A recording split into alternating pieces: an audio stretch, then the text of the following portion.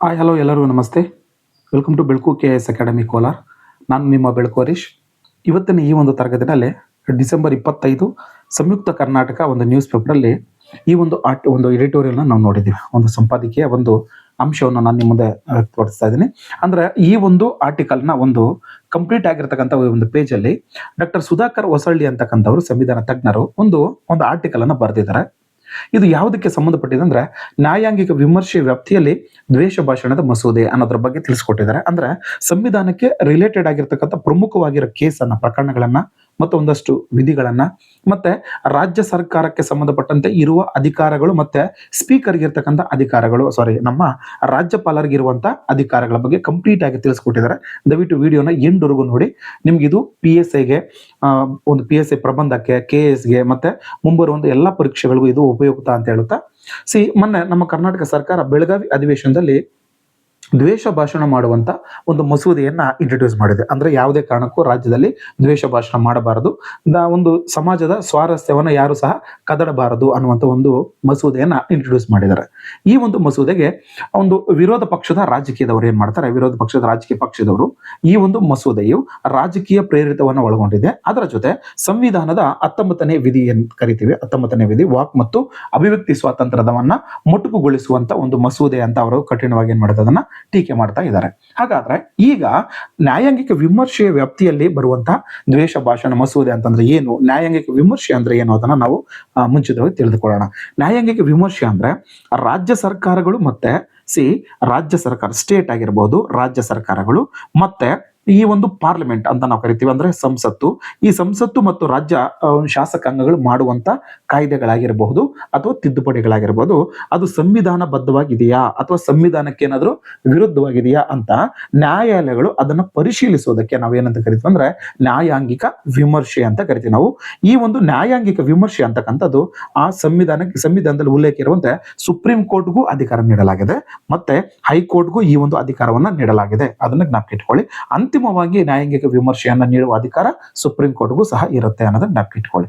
ಇನ್ನ ಮೂಲಭೂತ ಹಕ್ಕುಗಳಿಗೆ ಸಂಬಂಧಪಟ್ಟಂತೆ ಯಾವುದೇ ರಾಜ್ಯವಾಗಲಿ ಅಥವಾ ಪಾರ್ಲಿಮೆಂಟ್ ಆಗಲಿ ಮೂಲಭೂತ ಹಕ್ಕುಗಳನ್ನ ಕಡಿವಾಣ ಹಾಕುವ ಅಥವಾ ಅದನ್ನ ತಿದ್ದುಪಡಿ ಮಾಡುವ ಅಥವಾ ಅದನ್ನ ತೆಗೆದುಹಾಕುವಂತ ಅಧಿಕಾರ ಯಾವುದೇ ಕಾರಣಕ್ಕೂ ಒಂದು ರಾಜ್ಯಗಳಿಗಾಗಲಿ ಅಥವಾ ಸಂಸತ್ತಿಗಾಗಲಿ ಇರೋದಿಲ್ಲ ಅಂತ ಕಠಿಣವಾಗಿ ಸುಪ್ರೀಂ ಕೋರ್ಟ್ ಏನ್ ಮಾಡಿದೆ, ಕೆಲವೊಂದು ಪ್ರಕರಣಗಳೆಲ್ಲ ಅದರ ಬಗ್ಗೆ ಉಲ್ಲೇಖ ಮಾಡ್ತಾ ಬರ್ತಾ ಇದೆ. ನೋಡೋಣ ಆ ಒಂದು ಪ್ರಕರಣಗಳು ಏನು ಅನ್ನೋದ್ರ ಬಗ್ಗೆ ನಾವಿಲ್ಲಿ ಕಂಪ್ಲೀಟ್ ಡೀಟೇಲ್ಸ್ ತಿಳ್ಕೊಳ್ಳೋಣ. ಆರ್ಟಿಕಲ್ ನಂಬರ್ 19 ಕ್ಲಾಸ್ 1 ಈಗಾಗಲೇ ತಿಳಿಸ್ಕೊಟ್ಟಂಗೆ 19 ಕ್ಲಾಸ್ 1 ನಲ್ಲಿ ಮೂಲಭೂತ ಹಕ್ಕುಗಳಲ್ಲಿ ಉಲ್ಲೇಖ ಇರುವಂತೆ A ಇಂದ ಹಿಡಿದು F ವರೆಗೂ ಸಹ ಅಂದ್ರೆ ಪ್ರಜೆಗಳಿಗೆ ಮೂಲಭೂತವಾಗಿರ್ತಕ್ಕಂಥ ಸ್ವಾತಂತ್ರ್ಯಗಳನ್ನ 6 ತರದ ಸ್ವಾತಂತ್ರ್ಯಗಳನ್ನು ಉಲ್ಲೇಖ ಮಾಡಲಾಗಿದೆ. ಈ ಒಂದು 6 ತರದ ಸ್ವಾತಂತ್ರ್ಯಗಳು ಒಬ್ಬ ವ್ಯಕ್ತಿನಲ್ಲಿ ಪರಸ್ಪರ ಜೀವಿಸುವುದಕ್ಕೆ, ಘನತೆಯಿಂದ ಸಮಾಜದಲ್ಲಿ ಬಾಳುವುದಕ್ಕೆ ನೆರವಾಗುವಂತಹ ಒಂದು ಅಭಿವ್ಯಕ್ತಿ ಸ್ವಾತಂತ್ರ್ಯಗಳು ಮತ್ತೆ ಮೂಲಭೂತ ಸ್ವಾತಂತ್ರ್ಯಗಳನ್ನೆಲ್ಲೂ ಸಹ ಆರ್ಟಿಕಲ್ ನಂಬರ್ 19 ಕ್ಲಾಸ್ 1 ನಲ್ಲಿ ತಿಳಿಸಲಾಗಿದೆ. ಇದು ವೆರಿ ವೆರಿ ಇಂಪಾರ್ಟೆಂಟ್. ಇದು ಇನ್ನ ಈ ಒಂದು 19 ಕ್ಲಾಸ್ 1 ಗೆ ಸಂಬಂಧಪಟ್ಟಂತೆ ಆರ್ಟಿಕಲ್ ನಂಬರ್ 19 ಕ್ಲಾಸ್ 2 ಏನ ಉಲ್ಲೇಖ ಮಾಡ್ತಾರೆ ಅಂತಂದ್ರೆ ಈ ಒಂದು ಆರ್ಟಿಕಲ್ ನಂಬರ್ 19 ಕ್ಲಾಸ್ 1 ನಲ್ಲಿ ತಿಳಿಸ್ಕೊಟ್ಟುವಂತ ಎಲ್ಲಾ ಒಂದು ಮೂಲಭೂತ ಸ್ವಾತಂತ್ರ್ಯಗಳಿಗೆ ಒಂದು ನಿಬಂಧನೆಗಳನ್ನ ಆರ್ಟಿಕಲ್ ನಂಬರ್ 19 ಕ್ಲಾಸ್ 2 ನಲ್ಲಿ ತಿಳಿಸಲಾಗಿದೆ. ಅಂದ್ರೆ 19 ಕ್ಲಾಸ್ 1 ನಲ್ಲಿ ಒಬ್ಬ ವ್ಯಕ್ತಿಗೆ ಅಭಿವ್ಯಕ್ತಿ ಸ್ವಾತಂತ್ರ್ಯವನ್ನು ಕೊಟ್ಟಿದ್ದಾರೆ ಅಥವಾ ವಾಕ್ ಮತ್ತು ಅಭಿವ್ಯಕ್ತಿ ಸ್ವಾತಂತ್ರ್ಯವನ್ನು ಕೊಟ್ಟಿದ್ದಾರೆ. ಅದನ್ನ ಯಾವ ರೀತಿ ಕಡಿವಾಣ ಹಾಕಬೇಕು ಅಥವಾ ಯಾವ ರೀತಿ ಅಭಿವ್ಯಕ್ತಿ ಸ್ವಾತಂತ್ರ್ಯವು ಇರಬಾರದು ಅಂತಕ್ಕಂಥದ್ದು ಆರ್ಟಿಕಲ್ ನಂಬರ್ 19 ಕ್ಲಾಸ್ 2 ನಲ್ಲಿ ಉಲ್ಲೇಖ ಮಾಡಿದ್ದಾರೆ. ಅದಕ್ಕೊಂದು ನಿಬಂಧನೆಗಳು ಅಂತ ಕರಿತೀವಿ ನಾವು. ಓಕೆ, ಇದು ವೆರಿ ಇಂಪಾರ್ಟೆಂಟ್ ಆಗಿರ್ತಕ್ಕಂಥ ಅಂಶ. ಇನ್ನು ಸಂವಿಧಾನದ 20 ಮತ್ತು 21 ಏನಂತಂದ್ರೆ ಒಬ್ಬ ವ್ಯಕ್ತಿಗೆ ಜೀವಿಸುವ ಮತ್ತು ವೈಯಕ್ತಿಕ ಸ್ವಾತಂತ್ರ್ಯಗಳ ಬಗ್ಗೆ ಉಲ್ಲೇಖ ಇರತಕ್ಕಂಥದ್ದು ಆರ್ಟಿಕಲ್ ನಂಬರ್ 20 ಮತ್ತೆ 21ರಲ್ಲಿ ತಿಳಿಸ್ಕೊಡುತ್ತೆ. ಇದನ್ನ ಒಂದು ರಾಷ್ಟ್ರೀಯ ತುರ್ತು ಪರಿಸ್ಥಿತಿ ಸಂದರ್ಭದಲ್ಲಿ ಮಾತ್ರ ಏನ್ ಮಾಡಬಹುದು, ಇದು ರದ್ದಾಗೋದಿಲ್ಲ. ಓಕೆ, ಎಲ್ಲಾ ಮೂಲಭೂತ ಹಕ್ಕುಗಳು ರದ್ದಾದ್ರೂ ಸಹ ವಿಧಿ 20 ಮತ್ತೆ 21 ಯಾವುದೇ ಒಂದು ರಾಷ್ಟ್ರೀಯ ತುರ್ತು ಪರಿಸ್ಥಿತಿ ಸಂದರ್ಭದಲ್ಲಿಯೂ ಸಹ ಇವು ನಿರ್ಬಂಧನಕ್ಕೆ ಒಳಪಡುವುದಿಲ್ಲ ಮತ್ತೆ ಅಮಾನತು ಆಗೋದಿಲ್ಲ ಅಂತ ಕರಿತೀವಿ. ಇದು ವೆರಿ ಇಂಪಾರ್ಟೆಂಟ್. ಇದು ಇನ್ನು ಸಂಸತ್ತು ಏನ್ ಮಾಡುತ್ತಂದ್ರೆ 1971ರಲ್ಲಿ ಸಂವಿಧಾನಕ್ಕೆ 24ನೇ ತಿದ್ದುಪಡಿ ತಗೊಂಡ್ಬಂದು ಮೂಲಭೂತ ಹಕ್ಕುಗಳನ್ನ ತಿದ್ದುಪಡಿ ಮಾಡುವಂತ ಅವಕಾಶ ಸಂಸತ್ತಿಗೆ ಇದೆ ಅನ್ನುವಂತ ಒಂದು ನಿಯಮವನ್ನ ಜಾರಿಗೆ ತಗೊಂಡ್ಬರುತ್ತೆ. ಓಕೆ, ವೆರಿ ಇಂಪಾರ್ಟೆಂಟ್ ಆಗಿರ್ತಕ್ಕಂಥ ಒಂದು ತಿದ್ದುಪಡಿ ಇದು 24ನೇ ತಿದ್ದುಪಡಿ. ಈ ಒಂದು ತಿದ್ದುಪಡಿಗೆ ವಿರುದ್ಧವಾಗಿ ನ್ಯಾಯಾಂಗಿಕ ವಿಮರ್ಶೆ ಬರುತ್ತೆ ಸುಪ್ರೀಂ ಕೋರ್ಟ್ನ ಅಂದಿನ ಕಾಲಕ್ಕೆ. ಆ ಒಂದು ಪ್ರಕರಣ ಯಾವುದು ಅಂದ್ರೆ 1973ರ ಕೇಶವಾನಂದ ಭಾರತಿ ವರ್ಸಸ್ ಕೇರಳ ಪ್ರಕರಣಕ್ಕೆ ಸಂಬಂಧಪಟ್ಟಂತೆ ಇದು ವೆರಿ ಇಂಪಾರ್ಟೆಂಟ್ ಆಗಿರ್ತಕ್ಕಂಥ ಒಂದು ಪ್ರಕರಣ. ಈ ಒಂದು ಪ್ರಕರಣದಲ್ಲಿ ಸುಪ್ರೀಂ ಕೋರ್ಟ್ನ 13 ಜನ ನ್ಯಾಯಾಧೀಶರು ಸೇರಿ ಏನ ತೀರ್ಪನ್ನು ನೀಡ್ತಾರೆ ಅಂದ್ರೆ ಸಂಸತ್ತು ಅಂತಕ್ಕಂಥದ್ದು ಸಂವಿಧಾನದ ಮೂಲ ಸಂರಚನೆಯನ್ನ, ವೆರಿ ಇಂಪಾರ್ಟೆಂಟ್ ಇದು, ಸಂವಿಧಾನದ ಮೂಲ ಸಂರಚನೆಯನ್ನ ತಿದ್ದುಪಡಿ ಮಾಡೋದಕ್ಕೆ ಯಾವುದೇ ಕಾರಣಕ್ಕೂ ಸಾಧ್ಯವಿಲ್ಲ ಅಥವಾ ಆ ಒಂದು ಸದರಿ ಅವಕಾಶವನ್ನ ತಿರಸ್ಕಾರ ಮಾಡುತ್ತೆ. ಈ ಒಂದು ಕೇಶವಾನಂದ ಭಾರತಿ ವರ್ಸಸ್ ಕೇರಳ ಪ್ರಕರಣದಲ್ಲಿ ಅಂದ್ರೆ ಬೇಸಿಕ್ ಸ್ಟ್ರಕ್ಚರ್ ಅನ್ನುವಂಥ ಒಂದು ಕಾನ್ಸೆಪ್ಟ್ ಅನ್ನ ಮತ್ತೊಮ್ಮೆ ಬಲವಾಗಿ ಸ್ಟ್ರೆಸ್ ಮಾಡಿ ಹೇಳುವಂತ ಪ್ರಕರಣ ಯಾವುದಂದ್ರೆ ಈ ಒಂದು ಕೇಶವಾನಂದ ಭಾರತಿ ಪ್ರಕರಣ. ಇನ್ನ ಸಂವಿಧಾನವನ್ನು ರಚನೆ ಮಾಡೋ ಸಂದರ್ಭದಲ್ಲಿ ಡಾಕ್ಟರ್ BR ಅಂಬೇಡ್ಕರ್ ಏನ್ ಮಾಡ್ತಾರೆ, ದಕ್ಷಿಣ ಆಫ್ರಿಕಾದಿಂದ ಈ ಒಂದು ತಿದ್ದುಪಡಿ ಮಾಡುವಂತ ವಿಚಾರವನ್ನ ಅಂದ್ರೆ ಆರ್ಟಿಕಲ್ 368 ಎರವಲನ್ನ ಪಡೆಯಲಾಗಿದೆ. ಇದನ್ನ ಪ್ರಶ್ನೆ ಮಾಡಬಹುದು, ಇದು ಒಂದು ಪ್ರಶ್ನೆ. ಓಕೆ, ಎರವಲು ಪಡೆಯಲಾಗಿದೆ. ಅದೇ ರೀತಿ ಈ ಒಂದು 5ನೇ ಉಪವಿಧಿಯನ್ನು ಸೇರಿಸಿ, ಈ ಒಂದು ಏನು 24 ತಿದ್ದುಪಡಿ ಏನ್ ಮಾಡಿದ್ದಾರೆ ಅದಕ್ಕೆ 5ನೇ ಉಪ ವಿಧಿಯನ್ನು ಸೇರಿಸಿ ಸಂಸತ್ತು ಮಾಡುವ ಯಾವುದೇ ಕಾನೂನುಗಳನ್ನ ನ್ಯಾಯಾಲಯದಲ್ಲಿ ಪ್ರಶ್ನೆ ಮಾಡುವಂತಿಲ್ಲ ಎಂಬುವ ನಿಯಮ ಮೊದಲು ತಗೊಂಡ್ಬಂದಿದ್ರು. ಅದನ್ನು ಸಹ ಏನ್ ಮಾಡಲಾಯಿತು, ಕೇಶವಾನಂದ ಭಾರತಿ ಪ್ರಕರಣದಲ್ಲಿ ತಿರಸ್ಕಾರ ಮಾಡಲಾಯಿತು. ಅಂದ್ರೆ ಸಂಸತ್ತು ಮಾಡುವಂತ ಯಾವುದೇ ಕಾನೂನುಗಳನ್ನ ನ್ಯಾಯಾಲಯದಲ್ಲಿ ಏನ್ ಮಾಡಬಹುದು, ಪ್ರಶ್ನಿಸಬಹುದು. ಅದು ನ್ಯಾಯಸಮ್ಮತವಾಗಿದವ ಅಥವಾ ಸಂವಿಧಾನ ಬದ್ಧವಾಗಿದವ ಅಥವಾ ಸಂವಿಧಾನಕ್ಕೆ ವಿರೋಧವಾಗಿದವ ಅನ್ನೋದು ಸಹ ನ್ಯಾಯಾಲಯದಲ್ಲಿ ಏನ್ ಮಾಡಬಹುದು, ಪ್ರಶ್ನೆಯನ್ನ ಮಾಡಬಹುದು. ಅದನ್ನ ಜ್ಞಾಪಕ ಇಟ್ಕೊಳ್ಳಿ. ಈ ಒಂದು ಸರ್ವೋಚ್ಚ ನ್ಯಾಯಾಲಯ ಅಂತಕ್ಕಂಥದ್ದು ಸುಪ್ರೀಂ ಕೋರ್ಟ್ ಏನಿದೆ, ಈ ಒಂದು ಸಂಸತ್ತು ಮಾಡಿರತಕ್ಕಂಥ ಕಾಯ್ದೆಗಳ ಮೇಲೆ ಮತ್ತೆ ತಿದ್ದುಪಡಿಗಳ ವಿರುದ್ಧವಾಗಿ ನ್ಯಾಯಾಂಗಿಕ ವಿಮರ್ಶೆ ಮಾಡುವಂತ ಸಂಪೂರ್ಣವಾದಂತಹ ಅಧಿಕಾರ ತನಗಿದೆ ಅಂತ ಉಲ್ಲೇಖ ಮಾಡುತ್ತೆ. ಓಕೆ, ಇನ್ನು ವೆರಿ ಇಂಪಾರ್ಟೆಂಟ್ ಆಗಿರ್ತಕ್ಕಂಥದ್ದು ನೋಡಿ, ಮೂಲಭೂತ ಹಕ್ಕುಗಳಿಗೆ ಸಂಬಂಧಪಟ್ಟಂತೆ ಅದನ್ನ ರಕ್ಷಣೆ ಮಾಡಿಕೊಳ್ಳುವಂತ ವಿಚಾರದಲ್ಲಿ ಯಾವುದೇ ಒಬ್ಬ ವ್ಯಕ್ತಿಗೆ ಮೂಲಭೂತ ಹಕ್ಕುಗಳು ಧಕ್ಕೆ ಉಂಟು ಮಾಡಿದ್ರೆ ವಿಧಿ 332 ಅನ್ವಯ ಸುಪ್ರೀಂ ಕೋರ್ಟ್ಗೆ ಮತ್ತೆ 226ನೇ ವಿಧಿ ಅನ್ವಯ ಹೈಕೋರ್ಟ್ಗೆ ಮೊರೆ ಹೋಗಬಹುದು. ಈ ಒಂದು ಸುಪ್ರೀಂ ಕೋರ್ಟ್ ಮತ್ತೆ ಹೈಕೋರ್ಟ್ ಏನ್ ಮಾಡುತ್ತೆ, ಈ ಒಂದು ರಿಟ್ ಇದನ್ನ ಬಳಸಿಕೊಂಡು 5 ಬಗೆಯ ರಿಟ್ಗಳನ್ನ ಸಹ ಹೊರಡಿಸಿ ಆ ಒಂದು ಹಕ್ಕನ್ನ ಪುನರ್ ನೀಡುವಂತಹ ಒಂದು ಅಧಿಕಾರವನ್ನ ಸುಪ್ರೀಂ ಕೋರ್ಟ್ ಮತ್ತೆ ಹೈಕೋರ್ಟ್ ಹೊಂದಿರುತ್ತೆ ಅನ್ನೋದು ಜ್ಞಾಪಕ ಇಟ್ಕೊಂಡಿರಿ. ಇನ್ನು ಒಂದು ಪ್ರಕರಣ ಇದೆ ನೋಡಿ, Ramesh Thapar versus state of Madras 1950, very important. ಇದು 1ನೇ ಪ್ರಕರಣ. ಈ ಒಂದು Ramesh Thapar versus state of Madras 1950 ಒಂದು ಪ್ರಕರಣದಲ್ಲಿ ಸರ್ವೋಚ್ಚ ನ್ಯಾಯಾಲಯವು ಅಭಿವ್ಯಕ್ತಿ ಸ್ವಾತಂತ್ರ್ಯವನ್ನ ನಿರ್ಬಂಧಗೊಳಿಸುವುದು ತಪ್ಪು ಅನ್ನುವಂತ ಒಂದು ಆದೇಶವನ್ನ ನೀಡುತ್ತೆ. ಅಂದ್ರೆ ಯಾವುದೇ ಕಾರಣಕ್ಕೂ ವಾಕ್ ಮತ್ತು ಅಭಿವ್ಯಕ್ತಿ ಸ್ವಾತಂತ್ರ್ಯ ಏನಿದೆ article number 19 class 1 sub class A ನಲ್ಲಿ ಅದನ್ನ ಯಾವುದೇ ಕಾರಣಕ್ಕೂ ನೀವೇನ್ ಮಾಡಬಹುದು, ರಾಜ್ಯ ಸರ್ಕಾರಗಳು ಕಡಿವಾಣ ಹಾಕಬಾರದು, ಅದು ತುಂಬಾ ತಪ್ಪು ಅಂತ ಈ ಒಂದು ಪ್ರಕರಣದಲ್ಲಿ ತಿಳಿಸ್ಕೊಡುತ್ತೆ. ಇದು 1ನೇ ಪ್ರಕರಣ. ಇನ್ನ 2ನೇ ಪ್ರಕರಣ ಇದೆ ನೋಡಿ, ಅದು ಯಾವ್ದಂದ್ರೆ Brij Bhushan versus state of Delhi 1950ರಲ್ಲಿ. ಇದು ಸಹ ಏನ್ ಮಾಡುತ್ತೆ, ಅಭಿವ್ಯಕ್ತಿ ಸ್ವಾತಂತ್ರ್ಯವನ್ನ ಸುಪ್ರೀಂ ಕೋರ್ಟ್ ಏನ್ ಮಾಡುತ್ತೆ, ಎತ್ತಿ ಹಿಡಿಯುತ್ತೆ. ಅಂದ್ರೆ ಇದು ಸಹ ಅಭಿವ್ಯಕ್ತಿ ಸ್ವಾತಂತ್ರ್ಯದ ಪರವಾಗಿಯೇ ತೀರ್ಪನ್ನು ನೀಡುವಂತ ಮತ್ತೊಂದು ಪ್ರಮುಖವಾಗಿರ್ತಕ್ಕಂಥ ಒಂದು ಪ್ರಕರಣ Brij Bhushan versus state of Delhi. ಇದಲ್ಲದಿರ ಮತ್ತೊಂದು ಪ್ರಕರಣನೂ ಇದೆ ನೋಡಿ, ಅದು Sakal paper limited versus union of India 1961 ಅಂತ ಕರಿತೀವಿ. ಇದು 3ನೇ ಒಂದು ಪ್ರಕರಣ. ಈ ಒಂದು Sakal paper limited versus union of ಇಂಡಿಯಾದಲ್ಲಿ 1961ರ ಪ್ರಕರಣದಲ್ಲಿ ಸುಪ್ರೀಂ ಕೋರ್ಟ್ ಏನ್ ಮಾಡುತ್ತೆ, ಅಭಿವ್ಯಕ್ತಿ ಸ್ವಾತಂತ್ರ್ಯವೇ ಶ್ರೇಷ್ಠ. ಅಂದ್ರೆ ನ್ಯೂಸ್ ಪೇಪರ್ ಅಲ್ಲಿ ಮತ್ತೆ ಬೇರೆ ಬೇರೆ ಯಾವುದೋ ಆರ್ಟಿಕಲ್ ಅಲ್ಲಿ ಒಬ್ಬ ವ್ಯಕ್ತಿಗೆ ತನಗೆ ತೋಚಿರುವಂತ ವಿಚಾರಗಳನ್ನ ವ್ಯಕ್ತಪಡಿಸುವಂತ ಸ್ವತಂತ್ರವನ್ನ ಹೊಂದಿರುತ್ತಾರೆ ಅಥವಾ ಹೊಂದಿರುತ್ತೆ ಆ ಸಂಸ್ಥೆಯು ಅಂತ ಈ ಒಂದು ಪ್ರಕರಣದಲ್ಲೂ ಸಹ ತಿಳಿಸ್ಕೊಡುತ್ತೆ. ಇದು ಮತ್ತೊಂದು ಪ್ರಕರಣ ಆಗಿರುತ್ತೆ. ಇದೆಲ್ಲ ಅಲ್ಲದಿರ ಇನ್ನೊಂದು ಪ್ರಕರಣ ಇದೆ ನೋಡಿ, ಅಭಿವ್ಯಕ್ತಿ ಸ್ವಾತಂತ್ರ್ಯಕ್ಕೆ ಸಂಬಂಧಪಟ್ಟಂತ ಮತ್ತೊಂದು ಪ್ರಕರಣ Shreya single versus union of India 2015. ಈ ಒಂದು ಪ್ರಕರಣದಲ್ಲೂ ಸಹ ಅಭಿವ್ಯಕ್ತಿ ಸ್ವಾತಂತ್ರ್ಯದ ಬಗ್ಗೆ ಒಟ್ಟಾರೆಯಾಗಿ ಸುಪ್ರೀಂ ಕೋರ್ಟ್ ಏನ್ ಮಾಡುತ್ತೆ, ಒತ್ತಿ ಹೇಳುತ್ತೆ. ಇವಿಷ್ಟು ಪ್ರಕರಣಗಳು ಏನಕ್ಕೆ ಸಂಬಂಧಪಟ್ಟಿದೆ ಅಂದ್ರೆ ಅಭಿವ್ಯಕ್ತಿ ಸ್ವಾತಂತ್ರ್ಯಕ್ಕೆ ಸಂಬಂಧಪಟ್ಟಂತಹ ಸುಪ್ರೀಂ ಕೋರ್ಟ್ ನೀಡುವಂತ ಪ್ರಮುಖವಾಗಿರ್ತಕ್ಕಂಥ ಕೆಲವೊಂದು ಪ್ರಕರಣಗಳು.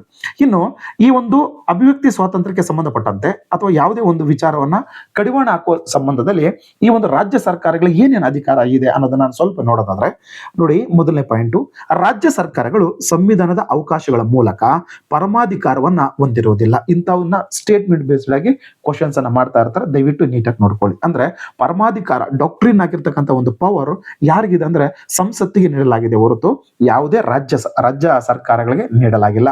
ಅದರ ಅರ್ಥ ಏನಪ್ಪಾ ಅಂದ್ರೆ ಸಂವಿಧಾನವನ್ನ ತಿದ್ದುಪಡಿ ಮಾಡುವಂತ ಅಧಿಕಾರ ಸಂಸತ್ತಿಗಿದೆ. ಓಕೆ, ಅದು ಬಿಟ್ರೆ ರಾಜ್ಯಗಳಿಗಾಗ್ಲಿ ಅಥವಾ ಯಾವುದೇ ರಾಜ್ಯ ಸರ್ಕಾರಗಳಿಗಾಗಿ ಆ ಒಂದು ಅಧಿಕಾರ ಇರೋದಿಲ್ಲ. ಅದರಲ್ಲಿ ಎಸ್ಪೆಷಲಿ ಪರಮಾಧಿಕಾರ ಅನ್ನೋದು ಇರೋದಿಲ್ಲ ಅಂತ ಅರ್ಥ.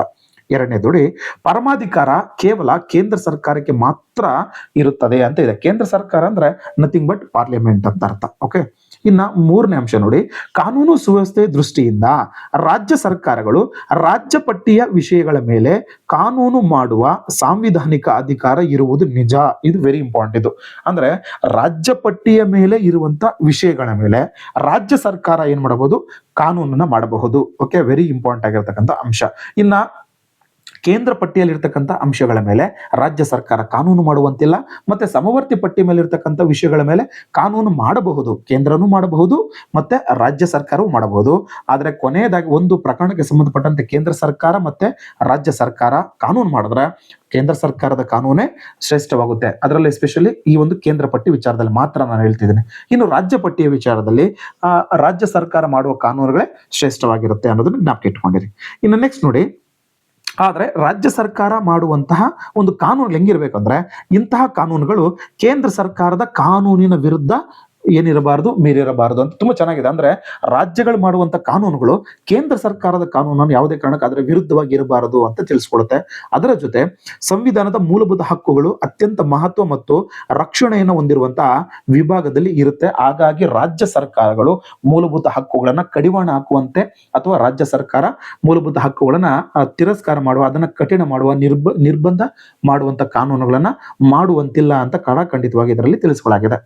ಇನ್ನು ನೆಕ್ಸ್ಟ್ ನೋಡಿ, ಸಂವಿಧಾನದ ವಿಧಿ 19 ಏನಿದೆ, ಆ ಒಂದು 19ರಲ್ಲಿ ಸರ್ವೋಚ್ಚ ನ್ಯಾಯಾಲಯ ಏನ್ ತಿಳಿಸ್ಕೊಡುತ್ತೆ ಅಂದ್ರೆ ಬೇಸಿಕ್ ಸ್ಟ್ರಕ್ಚರ್ ಅನ್ನುವಂಥ ನಿಯಮದ ಅಡಿ ಬರುತ್ತದೆ ಅಂತ ಹೇಳ್ತಾರೆ. ಅಂದ್ರೆ ಆರ್ಟಿಕಲ್ ನಂಬರ್ 19ಕ್ಕೆ ನೀವೇನೇ ತಗೊಂಡ್ಬರ್ಲಿ ಅದು ಬೇಸಿಕ್ ಸ್ಟ್ರಕ್ಚರ್ ಅಂತ ಏನ್ ಕರಿತೀವಿ. ಅಂದ್ರೆ ಆರ್ಟಿಕಲ್ ನಂಬರ್ 19 ಸಹ ಈ ಒಂದು ಮೂಲ ಸಂರಚನೆಯ ಅಡಿಯಲ್ಲಿ ಕಂಡು ಬರುತ್ತೆ ಅನ್ನೋದು ವೆರಿ ಇಂಪಾರ್ಟೆಂಟ್. ನಾವು ಇಟ್ಕೊಳ್ಳಿ, ಸುಪ್ರೀಂ ಕೋರ್ಟ್ ಅಂತಕ್ಕಂಥದ್ದು ಬೇಸಿಕ್ ಸ್ಟ್ರಕ್ಚರ್ ಏನೇನು ಅಂತ ಯಾವತ್ತೂ ಡಿಫೈನ್ ಮಾಡಿಲ್ಲ. ಆ ಒಟ್ಟಾರೆಗೆ ಬೇಸಿಕ್ ಸ್ಟ್ರಕ್ಚರ್ ಅಂದ್ರೆ ಮೊದಲಿಂದಲೂ ಸಂವಿಧಾನದ ಕೆಲವೊಂದು ವಿಚಾರಗಳೇನಿದಾವೆ ಅವನ್ನ ಬಹುಮುಖ್ಯ ಅಂತ ನಾವೇನ್ ಪರಿಗಣಿಸ್ತೀವಿ ಅವೆಲ್ಲವೂ ಸಹ ಬೇಸಿಕ್ ಸ್ಟ್ರಕ್ಚರ್ ಆಗಿರ್ತವೆ. ಅದನ್ನ ನಾವು ಡಿಫೈನ್ ಮಾಡಬಹುದು. ಅದು ಜಾತ್ಯತೀತತೆ, ಸಾರ್ವಭೌಮ, ಮತ್ತೆ ಗಣರಾಜ್ಯ, ಮತ್ತೆ ಚುನಾವಣೆಗಳು, ಇವನ್ನೆಲ್ಲ ಅಂತ ನಾವು ಡಿಫೈನ್ ಮಾಡ್ಕೊಂತ ಇದೀವಿ. ಓಕೆ, ಅದರ ಜೊತೆ ಆರ್ಟಿಕಲ್ ನಂಬರ್ 19 ಸಹ ಏನಾಗಿರುತ್ತೆ, ಒಂದು ಬೇಸಿಕ್ ಸ್ಟ್ರಕ್ಚರ್ ಅಡಿಯಲ್ಲಿ ಕಂಡು ಬರುವಂತದ್ದು ಅಂತ ಜ್ಞಾಪಕ ಇಟ್ಕೊಳ್ಳಿ. ನೆಕ್ಸ್ಟ್ ನೋಡಿ, 6ನೇ ಅಂಶ, ಬೇಸಿಕ್ ಸ್ಟ್ರಕ್ಚರ್ ನಿಯಮದ ಅಡಿಯಲ್ಲಿ ಬರುವ ಯಾವುದೇ ವಿಷಯಗಳನ್ನ ನಿಷ್ಕ್ರಿಯಗೊಳಿಸಲು ಸಾಧ್ಯವಿರುವುದಿಲ್ಲ ಅಥವಾ ನಿಬಂಧನೆ ಮಾಡಲು, ಅದನ್ನ ನಿಷ್ಕ್ರಿಯಗೊಳಿಸಲು ಯಾವುದೇ ಕಾರಣಕ್ಕೂ ಸಂಸತ್ತಿಗೆ ಅಧಿಕಾರ ಇಲ್ಲ ಅಂತ ಈ ಒಂದು ಅಂಶದಲ್ಲಿ ತಿಳಿಸ್ಕೊಡಲಾಗಿದೆ. ಇನ್ನು ಬಹುಮುಖ್ಯವಾಗಿರ್ತಕ್ಕಂಥ ಅಂಶ ಏನಪ್ಪಾ ಅಂತಂದ್ರೆ ಇವ್ ನೋಡಿ, ಇಲ್ಲಿ ಕೊಟ್ಟಿದ್ದಾನೆ, ಮಸೂದೆಗಳಿಗೆ ಸಂಬಂಧಪಟ್ಟಂತೆ ರಾಜ್ಯ ಒಂದು ಪಾಲರ ಅಂಕುಶ. ಅಂದ್ರೆ ರಾಜ್ಯ ಸರ್ಕಾರ ಏನೇ ಕಾಯ್ದೆಗಳನ್ನ ಮಾಡ್ಲಿ, ಆ ಒಂದು ಕಾಯ್ದೆ ಅಥವಾ ಮಸೂದೆಗಳನ್ನ ಕೊನೆಯದಾಗ ಅದು ಕಾಯ್ದೆ ಆಗಬೇಕಂದ್ರೆ ರಾಜ್ಯಪಾಲರ ಒಂದು ಅಂಕಿತ ಅಂತಕ್ಕಂಥದ್ದು ಬಹುಮುಖ್ಯವಾಗಿರುತ್ತೆ. ಈ ಒಂದು ರಾಜ್ಯಪಾಲರ ಅಂಕಿತಕ್ಕೆ ಸಂಬಂಧಪಟ್ಟಂತೆ ಒಂದು ಮಸೂದೆಗಳ ಭವಿಷ್ಯವನ್ನ ನಿರ್ಧಾರ ಮಾಡುವಂತ ಆರ್ಟಿಕಲ್ಸ್ ಇದಾವೆ.